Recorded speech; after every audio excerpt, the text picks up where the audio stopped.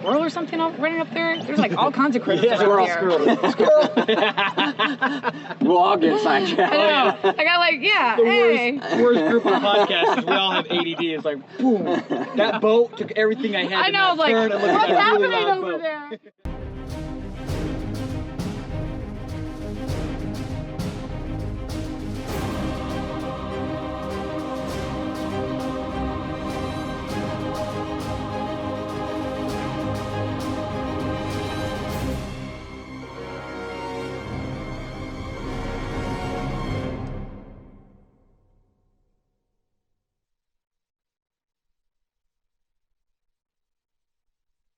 Welcome to the Rush Club Failing Forward podcast.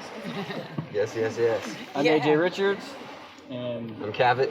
Cabot Richards, my brother, and we're here with the beautiful, talented Christmas Abbott. Thank you guys. It's not a bad office you have. Not a bad office. This is where we do our business at Saguaro Lake in Phoenix, Arizona. So we couldn't think of a better Fun, place. simple, and magical.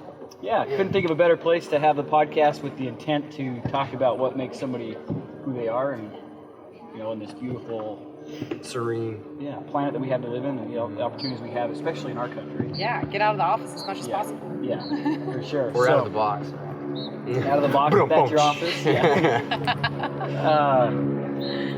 Yeah. We just wrapped up Rush Club 005, and you were our guest host. It was a fantastic evening. Did you have fun? So much fun. Energy. It was really, really cool. We had done it in Toronto together, and you were like, it's very different. I've watched it online. I've been a fan from the first event, and it was just really, really cool to be in it. And it just elevated the energy and interest to a whole new level. Well, our fans absolutely loved having you there, and that's I think made the night more energetic. So And you the brought that Doles with were you. serious. Yeah, they were awesome. They were legit, seriously. There were times where they were just kind of going back and forth. Who just took the win on that? Yeah, you didn't, you're like, in a sense of, you didn't know because it was so close. Yeah. Literally one rep. Because somebody was on lead and then they would get surpassed, and it was just really, really pure entertainment. Yeah, I was doing the play-by-play, or the color commentary, and I think both times it was close. I gave the win to the wrong person, and then I saw the judge get the other. I was like, my apologies. Do you have to fire yourself? I fire myself, which is a simple job to do. Just hand it off to somebody else the next time. And you're hired again. Yeah, I can also hire myself. So Negotiate a raise. Yeah, exactly. I really don't feel bad about firing myself and hiring myself. I think we do that all day long anyway, Yeah.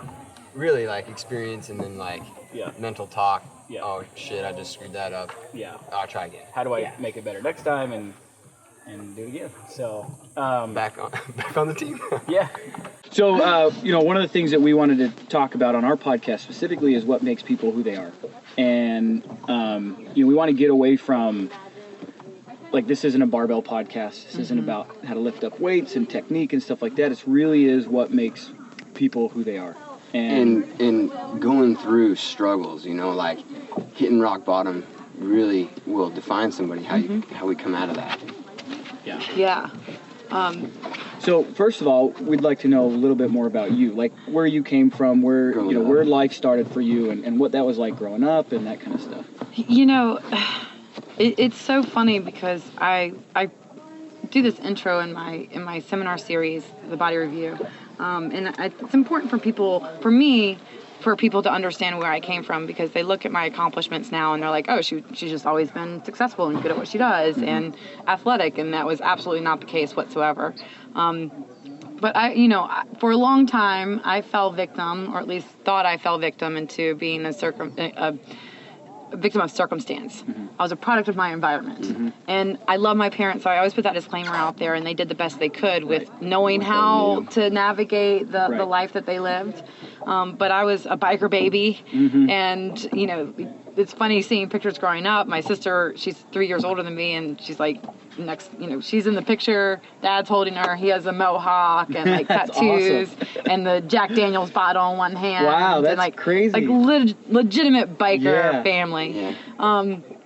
And over time, they just, we were Did a you guys low hang income out with like a bunch of biker families too? Like, Yeah. Yeah. That was where that's where they I'm connected. thinking Sons Yeah. of Anarchy. That's what I'm relating to. Yeah. Yeah, pretty much. That's a little bit more glamorous. Those guys are really business savvy. But I mean, and biker gangs give you that, but they're really like ruthless. Yeah. And you have to have a certain kind of edge in order to be able to cut it there. Yeah. And that was what my family That's was how you into. grew up. And given that as we got older, they got more and more away from that, just for the protection of the children, Sure. obviously. Okay. Right. But, I was a product of my environment, and we were just a low-income family for most of the time. Had lots of ups and downs, and I remember just always kind of, we didn't go without, but there was always a financial struggle. Yeah. Always a struggle for just getting what you never got what you wanted, but you Yeah. got what you need. Yeah, Cabot and I totally identify with that. We're 2 of 5 boys total. Oh. Yeah, and Blessed. yeah, My mom's heart. Blessed Dad's Yeah, heart too. yeah. Really. She's a hero. Yeah. Right. yeah, right. And she says I've earned every right to be called crazy, raising 5 boys. Yeah. And my dad was a paving operator, like my whole life growing up, and they don't make a lot of money, right? He just does what, especially with 5 boys, we eat like crazy. I mean, I've got 3 girls, and I can imagine if they were boys, how much worse, because my girls love to eat. So yeah, we totally, we can identify with that, because at one point in my life, we were the kids that were dropped off by the school bus and walked up the dirt road to the mobile home sitting on top of the hill. I mean, broken down cars, and that was how we grew up as well. And, my dad just did everything he possibly could to make that work for us. Eventually, he built us a house, but that took every penny they had, and so it was either a house or clothes. So everything we wore was from the secondhand store. Goodwill was your favorite place. That was like going to the mall. Yeah. And being the middle child, man, it was like. It was devastating. I gotta wear secondhand underwear. I don't share anything anymore. It was great when Get your Coulter own. got the job, because he would go get his clothes, and I would just sneak the clothes out the closet. That's awesome. We had did the the same same thing with my shoe size sister, for a too. while, but then I grew up bigger than he was. So. Yeah. Macklemore was way behind the times, because we were thrift shopping like way before that song came out. So we totally identify with that. So. Yeah, and honestly, I was having a conversation the other day, and there was this one particular house that there was a lot of pivotal things that happened in my life in this house, and me and my sister dubbed it was called the Shit Shack. It was literally half of a single wide that was like cut in half. I don't know how they fabricated this thing together. Like super low end next to a park. It was just kind of like, I literally was across the street from the train tracks, and they built a little shack onto it, and then they kept like extending it a little bit. It was technically a 2-bedroom. Me and my sister shared the same bed.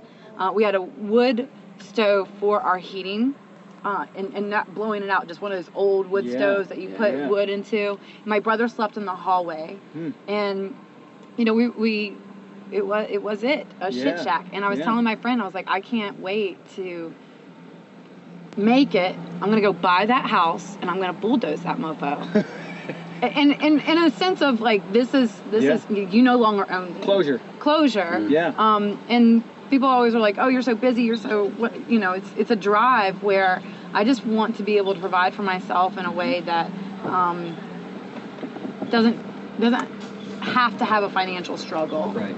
But I also want to be really proud of my work. And my mom was always really intent on taking pride in what you do, no matter what it is. Yeah. And she was 40 years old, went to school for the first time, full-time student, full-time mom, full-time worker. She had a full-time job, and we had like a house of 7 kids, because we just kind of like brought people into our house. Right. And she made it, and just her work ethic has always been spectacular. And because of that work ethic, I was able to see that there's an out eventually. Right. But you have to dig that path and pave it, get a machete and just start going at it. You don't have to know where you want to go or what you want to do, but just start working towards it. How old were you when your mom went back to school? I was 16, 15, 16. I was a teenager, so I didn't appreciate what she was doing at the time, but in hindsight, And I started working I was 14, my first job, bussing tables, because if I wanted anything, I had to pay for it myself. And so I wanted clothes, and You just start working, and then when I was 15, I kept working as a busser, and I've been working since I was 14. Nice. Good head start. Yeah. So you're come from that area where everything's a struggle and you're not sure if it's going to happen. When did you finally? So, at some point, you had to learn that you're not a victim of your circumstance on your own. Right? Yeah. Was that at a young age, or was that? It was in my 20s. It was much later in life. And you know, when you're in that environment, you don't see that there's an out. You just accept that it is the way that it is. Yeah. And that you will always be financially bound to bills or like burdened. Mm-hmm. You'll always kind of be on that lower, not just income, but lower class. And you don't take as much pride in what you do. And eventually, so I went overseas. I had an aha moment when I was overseas, a civilian contractor working, January 2004 was when this happened. Went overseas completely ill-prepared. Had no idea what I was getting into. Yeah. And incoming. You know, we had mortars come in one morning. I did everything wrong. But I was still smoking. I started smoking regularly when I was 13. I started experimenting when I was 9. Did a lot of drugs, drinking heavily. Really hard drugs in my teenage and early 20s. And I quit enough drugs to pass the test to go overseas. Yeah. Right? Found that window. But drinking and smoking were still in my wheelhouse. Yeah. And I'm overseas, and we have incoming one morning, and I, like, instantly, I'm like, holy crap, I'm in a war zone. Didn't figure that out before. Right. And then I realized that I had been making for a decade, a solid decade, all these decisions that were eventually going to kill me, one or the other. Drugs, drinking, smoking, war. And wow. I realized that I was going to exceed probably sooner than later in killing myself with the decisions that I was making. And I'll be honest, it wasn't a turnaround in the sense of like, I'm going to be fit, I'm going to be healthy, I'm going to change my life for the better, I want to live a good life. It was just as simple as, I don't want to die. What decision can I make that's better than the worst decision? You know, it wasn't always a good decision, but it was better than the worst decision.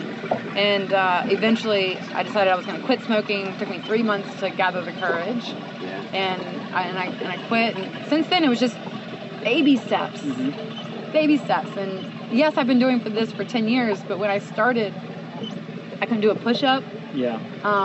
I still didn't have I didn't find my self-worth until years into working out, which was actually just a few years ago. And people think that you have to have like this super confident, there's like a squirrel or something running up there. There's like all kinds of critters around here. Squirrel. We'll all get sidetracked. I know. I got like, The worst group of podcasts is we all have ADD. It's like, boom, that boat took everything I had. I know, I was like, what's happening over there? Oh, that's awful. Well, let's take a break then. Okay. Yeah. Let's break. This is a perfect time to take a break and look at the Yeah. squirrels. Squirrels.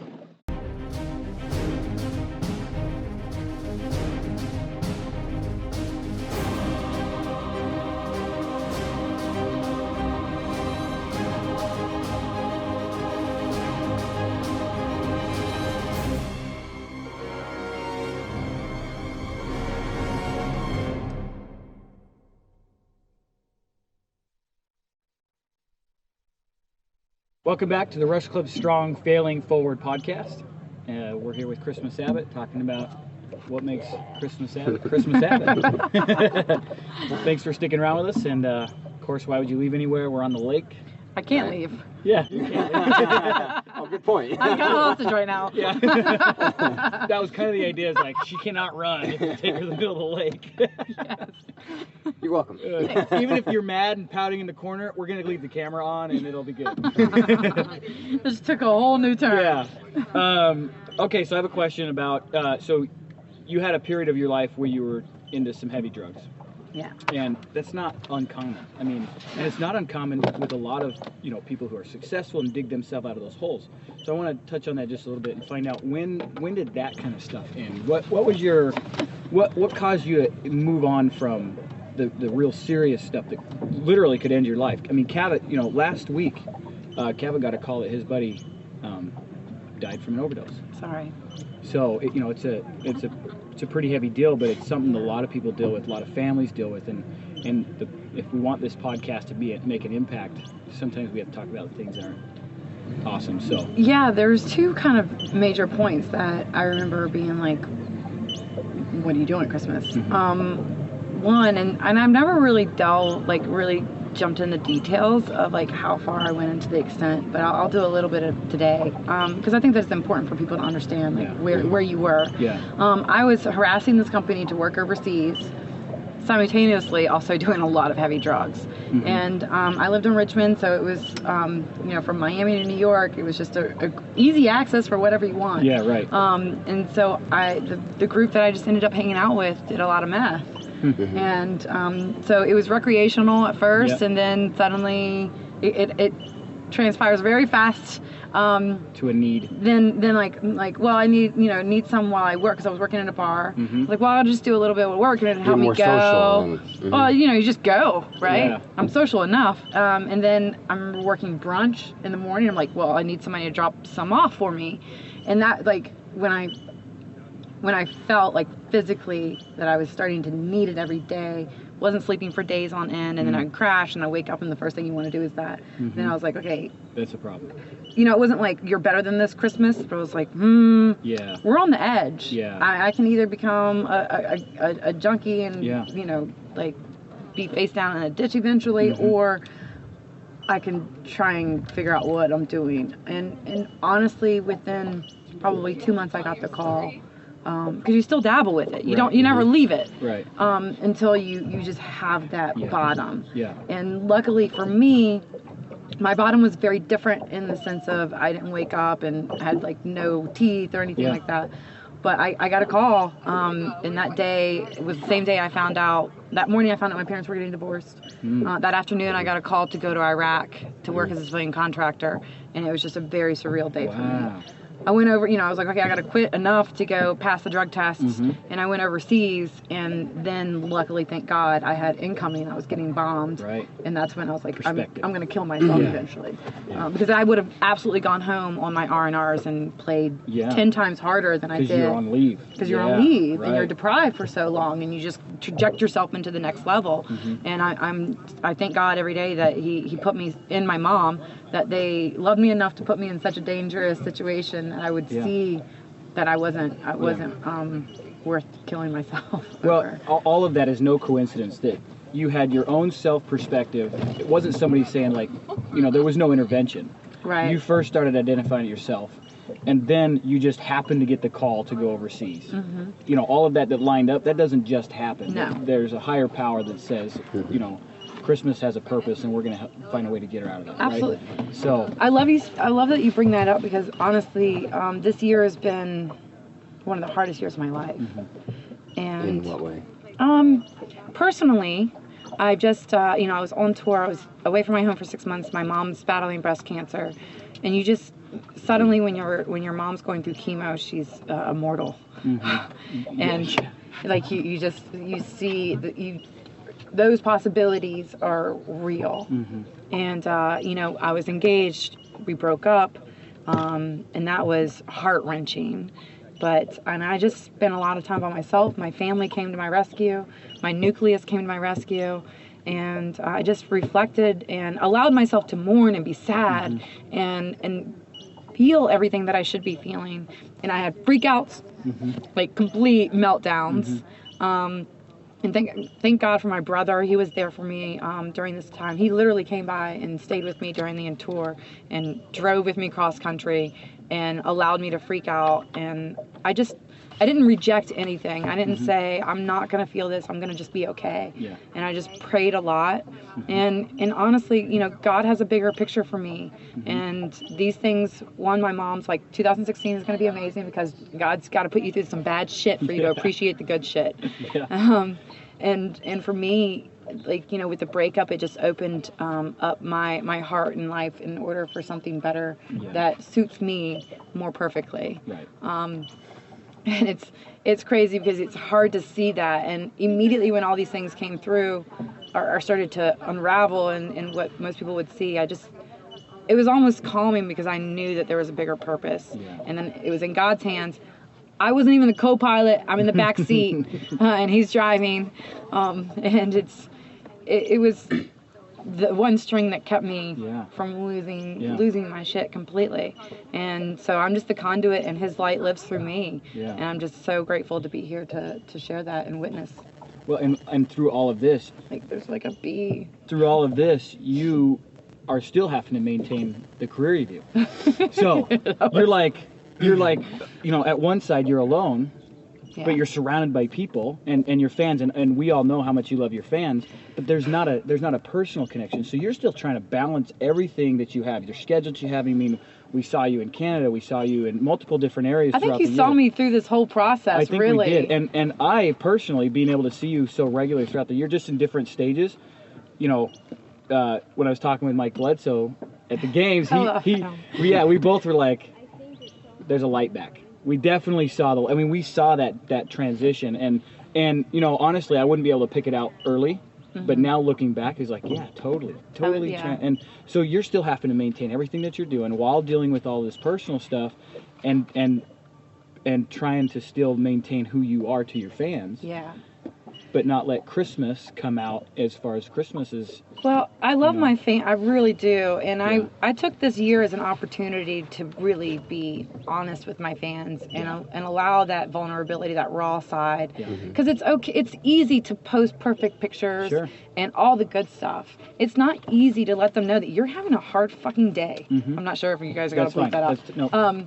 And it's not easy to What'd just you say, say? you know, and just say, look, I'm just sad right now. Yeah. I love your stories and I want to inspire you, but it's a sad time for me. Yeah. And, you know, I had a lot of fans that, especially with the nutrition seminars, when they started finding out, like, they just came up and hugged me. Which, And by the way, is it's more healing. valuable to them than you just being a fake Right. person. Yeah. Like, you know, somebody who has the platform to be able to share themselves, you may as well share something that's authentic, because nobody's perfect. And they relate to that. Yeah, fish.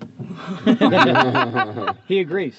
But yeah, they relate, and they would much rather hear what's really going on than everything's, you know, rainbows and sunshine, because that's not how life is. There's a human factor to it that when you are, you know, and when you share the struggles and opposition in your life, that they're like, wow, one, she's normal, human, and two, it's okay for me to have hard days, even if there's no real big reason. Yeah. You just have a hard time. It's difficult, but how you look at, how you navigate through that and see the bigger picture is really how you're going to be able to be more successful with that versus Right. completely let it go and derail you. Yeah. So the bigger picture, what's been like, what do you hold on to there? That what do you keep real close in your mind's eye? In my life, or expand for me? Yeah. You know, like being in tune with yourself. Like, what's that comforting vision for you? Like, What do you like? What are you working for? What's like not like in the 5-year picture? Like you know? purpose. Yeah. Yeah. Have you discovered Moment that to yet? moment. I mean, you've been through these trials. You woke up from this mortar attack, right? Which when were you over there? January 04 to November 07. Yeah. See, and I was in Ramadi 05 to 06, so You were they in were it. coming in all the time, right? You were in it. And there's that moment You where pushed you're- him up to me. Yeah. Thanks. There's that time where you're like, So, you know, you had that epiphany. So Yeah. when that happened and you started, because, you know, it's not like, boom, you know exactly what you need to do, but you can then process what you might want to do. Did you start processing and start coming up with a... You know, it was a lot later in life that I found my real purpose in what I live for now. But during that time, it was just a slow progress for me to find my self-worth and to believe that I was worth contributing something to people or even to this world, you know? being a contribution. Yeah, and it wasn't even until, you know, I came home and I started, you know, years after I was home, like I was living in Raleigh, even 6 years ago, it clicked, not clicked, but slowly started to build, like, oh, I'm good at this, like, I have something that people are interested in. Cool. I can help make somebody better. I mean, it took 4 or 5 years of regular training and doing better things for myself. Yeah. And now, you know, I focus on like I was telling you earlier this morning, I pray in the morning and I just immediately just say thank you. Yeah. because I see that he chose me in order to be able to witness, in the sense of you have an opportunity every day to change your life. Yeah. And you can do good things even if you haven't had a good life. Yeah. And those are the best people to give their stories. And I always hear people that are like, oh, well, no, I never was an athlete. And I'm like, that's even better. Right. Share the story. Yeah.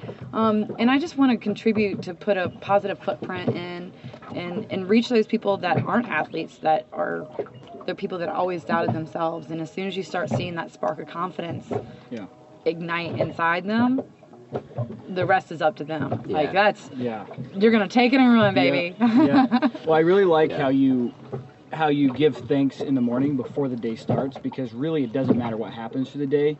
You can still be grateful and thankful to God for everything that He hands your way, whether it's good or bad. I'm thankful to have a day to go. Yeah, right. Even if it's shitty. Right.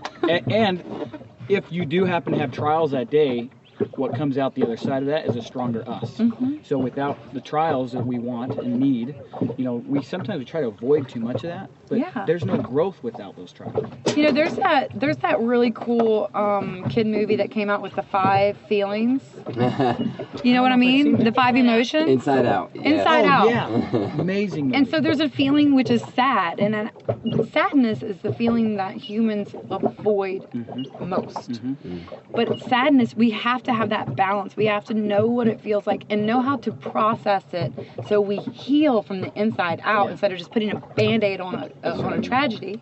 And people just avoid it at all costs. So I think that I love that. I haven't seen it, but I really want to see it. And I just love the message that movie has to say, because it is important to process all of the feelings and not just be happy all the time. I'm sorry. If there's a person out there that's happy all the time, I'm concerned. Do you either have a dungeon where like you hide like little kids and people, or you're about to flip out? Yeah. Mm-hmm. So we bring this book up every time we interview somebody, and our listeners may get tired of hearing it, or they'll just pick up the damn book and read it. I don't pick care. it up, people. But there's a book called Outwitting the Devil, written by Napoleon Hill, who was around in 1930, and interviewed Andrew Carnegie, who was the wealthiest man in the world at the time. And he interviewed Alexander Graham Bell and Henry Ford and all of these guys, right? And so he takes all of the things he learned from these people and say, what if I interviewed the devil using the knowledge I've gained from these guys? What would I see?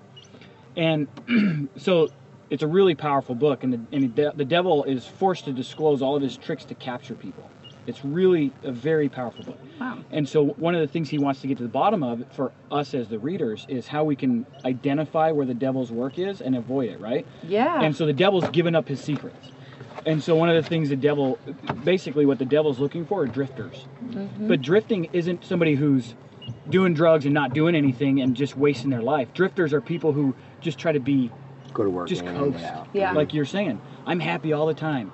You're messing up somewhere. If you haven't struggled or had a breakdown somewhere, you're not pushing your limits, your potential as being a human being. You're kind of like a cow. I love that. But I can't eat pushing you. your limits for your potential to be a human being. Yeah, that's what's important. I mean, you have to it's have like to experience a level of numbness. Yeah, right. You're really right. you're just not aware of what is if you're not struggling somewhere, I would say it's probably safe to say you're also not contributing anywhere. Absolutely. Absolutely. And if we're not here to contribute, I mean, that's why we're here. I feel like I contributed a lot this year. Yeah, you contribute a lot, and being able to share, and willing to share yourself authentically is also how you contribute. If you kept that locked up, and a book from Christmas Abbott, aside from the physical side and all this other stuff, now that you have the people wanting to hear what makes you would be amazing, because you're helping people transform their lives physically, which is a huge stress for a lot of people, women, men. It's just something that people worry about, right? So that you've got that covered. Your book, national bestseller, so people obviously are enjoying that, right, and getting something from that. Now a Christmas book on the soul. Love it. Christmas soup for the soul or something like that. Oh my God, I loved those books. My mom would always get me those books. Yeah. So anyway, but yeah, that's exactly what we are here to do, is to struggle and then contribute and let people learn from that. So I've heard it a few times, and then this weekend from Logan Aldridge, if you're, it's that comfortable and the uncomfortable, and when you step out of that comfortable zone, you're in that uncomfortability, and that's your really where we're growing, you know, I always feel like my heart starts pounding and pounding and pounding, and usually that's when I know I need to speak up. And even though I like get a little bit like nervous of criticism or whatever I may be off the wall or whatever, but usually I grow from that, you know, and get other people's perspectives and stuff. And I've said this before, where the best things in my life have always scared me. Yeah. And that's not just like NASCAR, CrossFit, you know, doing the physical aspects of it, but exactly what you're talking about. It's scary. But the reward is so much greater, and not just for yourself, but for the situation or the enlightenment that you can shed. It's important. Awesome. Let's take a quick break. We'll be back in just a minute, and we'll finish up with our awesome interview with Christmas. Yeah.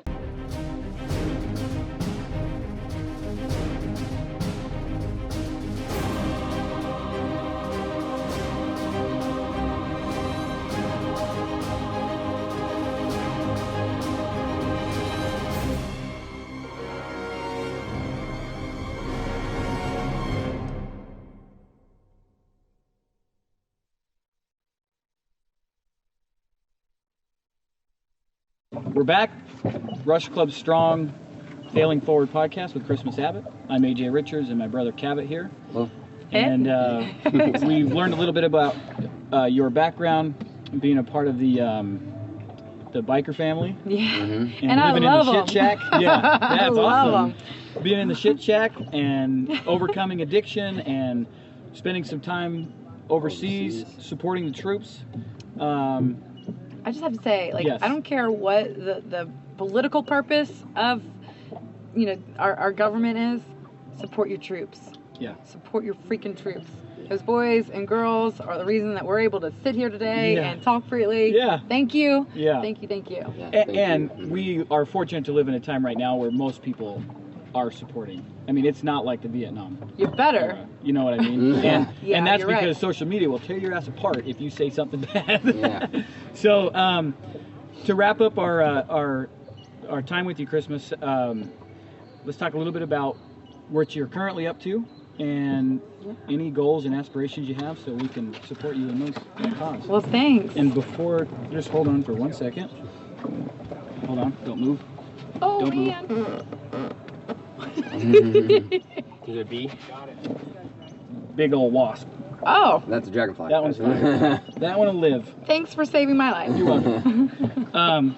So, goals, aspirations, and what you're working towards in the moment. In the moment, you know, I it's so domestic of me. I just closed on a house. Uh-huh. It's kind of my dream home in the sense of it's exactly the location that I want. I walk downtown. Yeah. It's a mile and a half from my gym. It's a little bungalow. It's Yeah, I've seen the perfect for picture. me. It's definitely a Christmas Abbott. It's so cool. It's so cool. So I'm just so thankful to be able to have that opportunity in my life at this point, and to be in the space that I want to be. And it just goes to show, like, if you want something, fight for it. Don't settle. Yes, you can have it all. You just have to believe it and work for it. Nobody's going to give it to you. Otherwise, this year, you know, there were some projects in the works, but I'm launching my seminar tour again this fall. I love doing the seminars and just see that aha moment of people understand that nutrition doesn't have to be, you don't have to be a psycho. Yeah. And you can have a good diet regimen and still a good quality of life. We were talking about this earlier. I'm working on 2 concepts for my next book, parallel at the same time, 2 very different routes, but I'm just collecting data for it, and cool. hopefully in the next year I'll be able to put together something to sign something again. Awesome. It won't be out in a year, So but it's a working on long that process, second huh? project, and I'm always kind of juggling things. In the interim, from this next half of the year, it's just reconnecting with my community, doing the seminars, and just really enjoying a little bit of downtime. Yeah. More stuff like this. Yeah. That, Rush Club? Yeah, in November we already have it on the books. Yeah. Rush Club, and collaborating with companies that I love and believe in, versus